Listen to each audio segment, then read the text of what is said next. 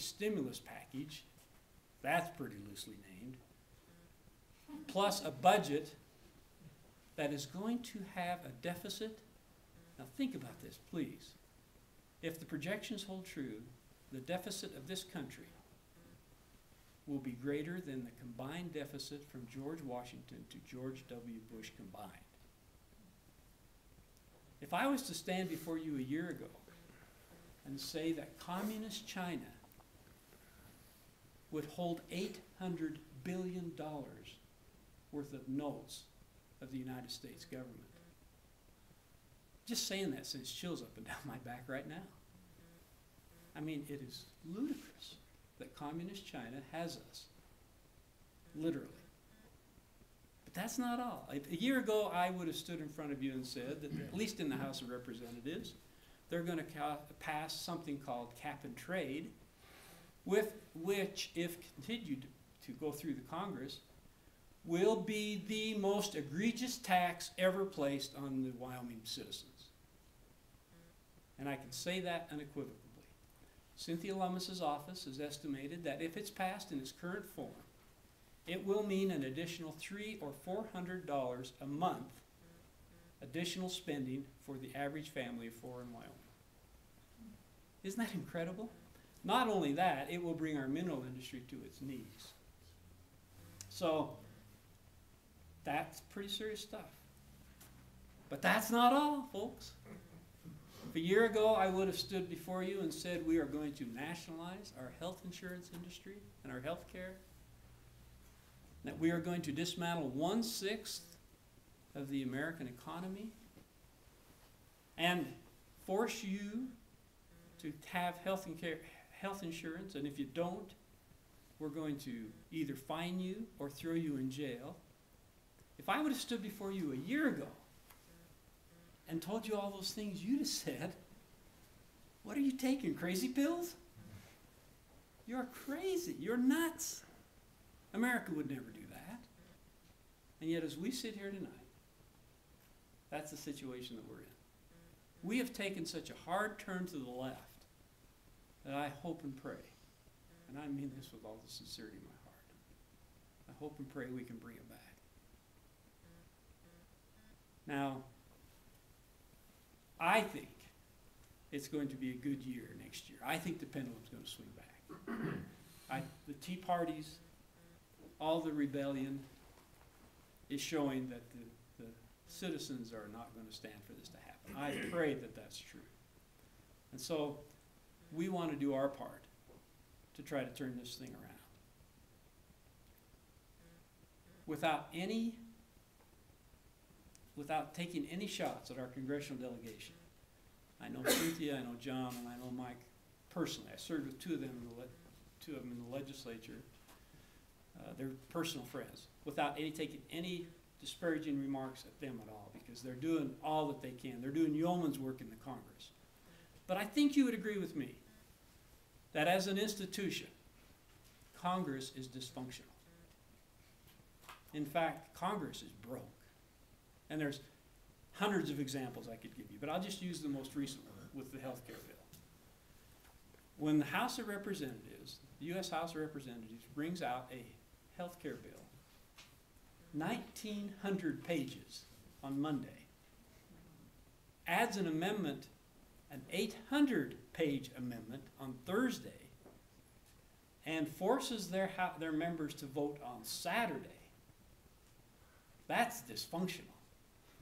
You do business like that in city council? Most people have never read the bill.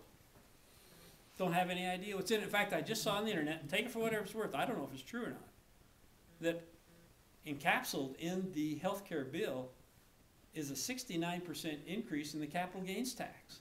I don't know if that's true or not, but that should be concerning to everybody. So I think each one of us tonight have to sit and ask ourselves, if Congress is broke, if the administration is making a hard turn to the left, what's our next line of defense? And Eric's already talked about it. Our founding fathers told us what the next line of defense is.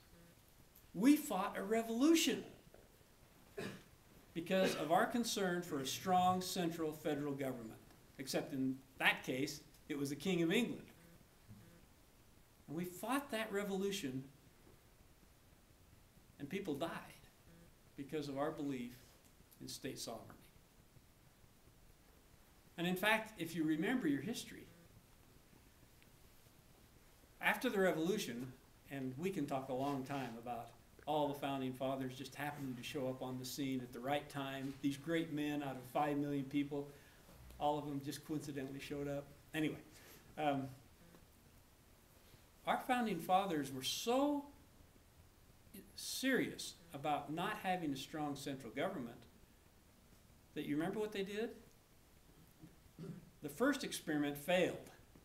It was called the Articles of Confederation. And even those of us who are strict constitutionalists, I think, would agree that they failed, and this is important. This is important because they were so afraid of a strong central government that they created the Articles of Confederation. It was too loose. If you remember your history, they had no provision for a national currency. They had no provisions for a national military. They had no provisions for diplomacy with other countries. Each state had to negotiate per each state.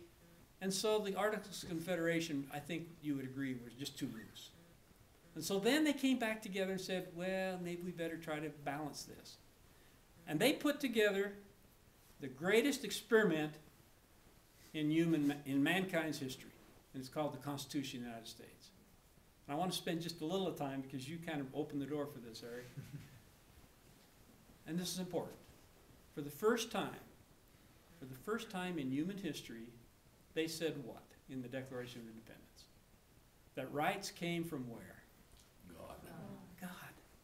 You realize how revolutionary that was? Up until then, rights came from the king. Rights came from the monarch. But they said that no, that's wrong. Rights came from God. And that all men are created equal. And that they were endowed by their Creator with certain inalienable rights, among them which were life, liberty, and the pursuit of happiness. That was revolutionary. Because those that give it can take it away. But when God gave it, it can't be taken away. So they built the Constitution, and in the words of Thomas Jefferson, we must limit the federal government by the chains of the Constitution. We must restrict the federal government by the strains of the Constitution. And they were so worried about it that what did they do? They put in the Bill of Rights, the 10th Amendment. And what does the 10th Amendment say? It says that all rights that are not specifically enumerated in the Constitution are reserved for who? The people. The people and the states. And so there's the answer.